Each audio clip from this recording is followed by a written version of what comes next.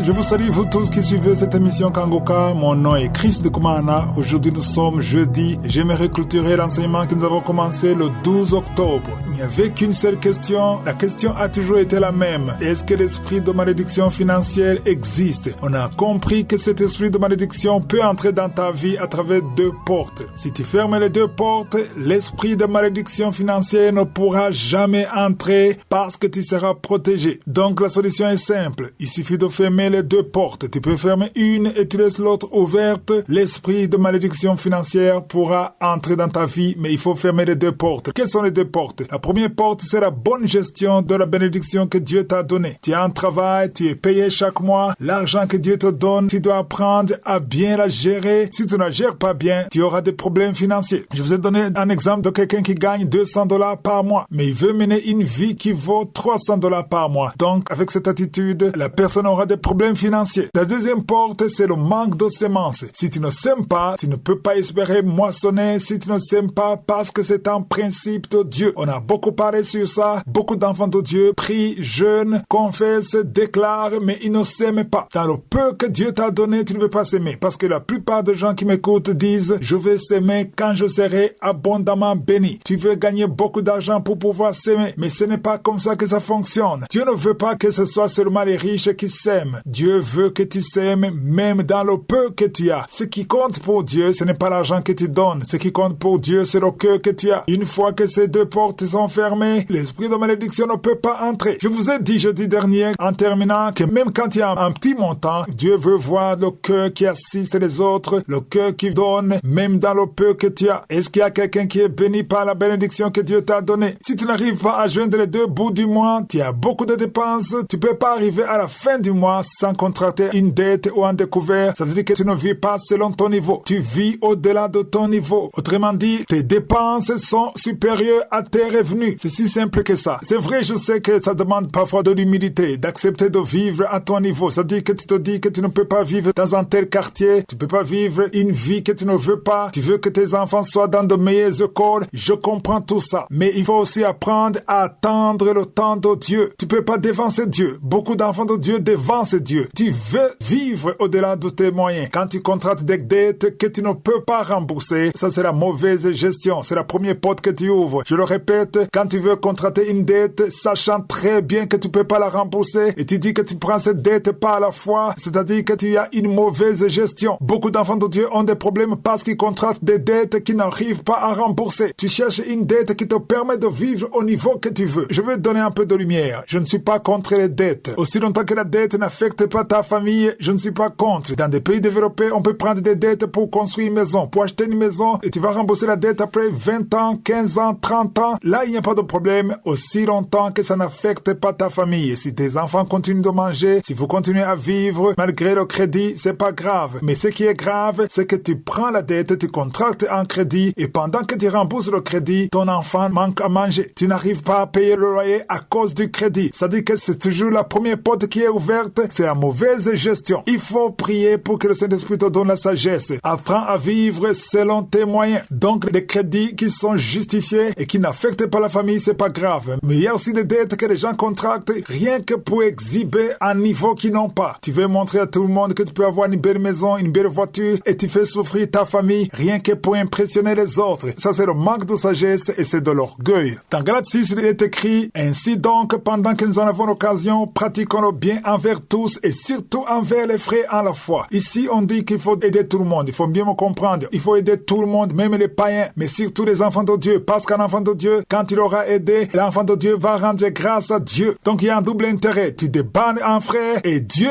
reçoit la louange. C'est ça l'avantage d'aider quelqu'un qui a la foi. Mais il faut aider tout le monde, même les incroyants. Pour mieux comprendre pourquoi il faut aider surtout les enfants de Dieu, il faut lire dans 2 Corinthiens chapitre 9, versets 12 à 13. On montre clairement que quand tu es un enfant de Dieu, tu provoques une source abondante de nombreuses actions de grâce. Les enfants de Dieu louent Dieu, rendent grâce, et ça c'est très important aux yeux de Dieu. Non seulement tu résous un problème financier, mais aussi tu crées une source abondante d'actions de grâce envers Dieu. Et c'est ici que se termine cet enseignement. Encore une fois, j'insiste, fermez les deux portes. Vivez à votre niveau et surtout s'aimer avec amour et avec foi. Personne n'est épargné. Tout le monde doit s'aimer, même dans dans le peu, ce qui compte devant Dieu, c'est le cœur et non la quantité.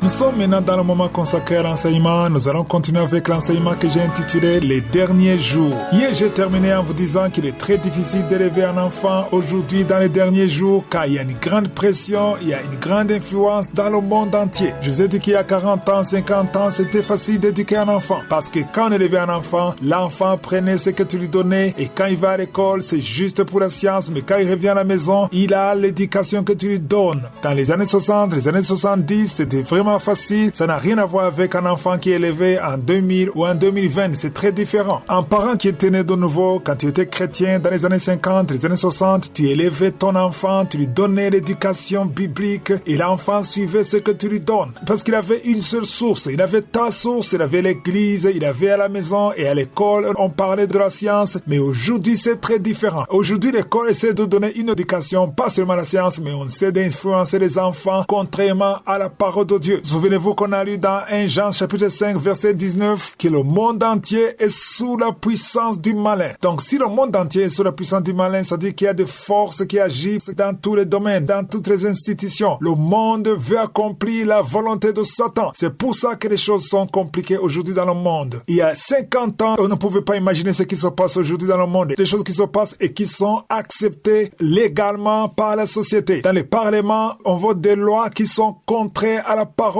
Et le diable a compris que pour détruire la société, pour détruire l'humanité, il faut attaquer les familles, il faut attaquer les foyers. Le diable attaque les foyers. Aujourd'hui, si tu vas sur Google, tu vas voir le taux de divorce, ça fait peur. Dans beaucoup de pays dans le monde, plus de la moitié des couples mariés sont divorcés ou séparés. Dans certains pays, c'est 70% ou plus. Séparés, divorcés, parce que le diable veut détruire le foyer. Parce que quand tu détruis le foyer, tu détruis la société. Et pour être sûr de détruire la société, il faut attaquer la jeunesse. Et le diable attaque la jeunesse, il attaque les enfants. Et le meilleur moyen d'attaquer la jeunesse et les enfants, c'est d'attaquer l'enfance. On va dans l'école primaire, on commence à enseigner aux enfants des choses qui sont contraires à la parole de Dieu, des choses qui défient la parole de Dieu. Si vous remarquez ce qui se passe dans le monde, le diable se plaît à défier Dieu. Il veut défier la parole de Dieu. Si la parole de Dieu dit qu'un enfant doit obéir aux parents, et le diable essaie de donner la force à l'enfant. Le diable veut que l'enfant soit plus fort que le parent. Parce que dans des pays occidentaux, dans beaucoup de pays occidentaux, il y a un téléphone qu'on donne à un enfant. Si un parent punit un enfant, lui fait quelque chose, l'enfant appelle la police. Et un parent est emprisonné parce qu'il essayait de corriger son enfant. Il y a une famille qui avait 4 enfants. La police a pris tous les 4 enfants. Juste parce que les enfants étaient distraits à la gare. Et on a pris les enfants et on les met dans les centres. Et les enfants sont gardés et éduqués par des gens qui n'ont même pas d'éducation, qui sont là juste pour être payés. Et on te prive de tes propres enfants parce que tu étais peut-être distrait, mais tout ça c'est le système diabolique, c'est le système satanique qui veut séparer les foyers, qui veut détruire les foyers, et finalement les enfants, puisqu'ils sont immatures, ils se sentent plus forts que les parents. Ils font même des menaces. Les enfants disent à leurs parents que si tu fais ça, je vais appeler la police et la police va m'écouter. Si la police vient, la police écoute l'enfant. La police n'écoute pas le parent, il va écouter l'enfant. Si l'enfant dit qu'il m'a menacé, même si ce sont des mensonges, ça arrive. Maintenant, c'est le monde dans lequel nous vivons. La parole de Dieu dit dans Ephésiens 5 que la femme est censée être soumise à l'homme, mais aujourd'hui, dans les derniers jours, le diable fait tout pour que ce soit les hommes qui soient soumis aux femmes. Si vous voyez ce qui se passe aujourd'hui, les lois qui sont votées, l'évolution du monde, l'évolution du système du monde, les femmes sont plus fortes à tel point que s'il y a un conflit, on écoute la femme et souvent c'est l'homme qui doit sauter et c'est comme ça que fonctionne le système. Pourquoi c'est ainsi? Parce que le diable veut défier la parole de Dieu. Voilà ce qui se passe dans les derniers jours. Et je ne peux pas vous mentir en vous disant que ce problème sera résolu. Au contraire, ça va s'empirer parce que c'est le dernier jour et c'est prophétique. Tout ce que tu peux faire, garde ton cœur et prie pour avoir la grâce de Dieu afin d'être préservé jusqu'à la fin. Si je suis le vœu, je vais continuer demain. Je vous souhaite tous de passer une excellente journée.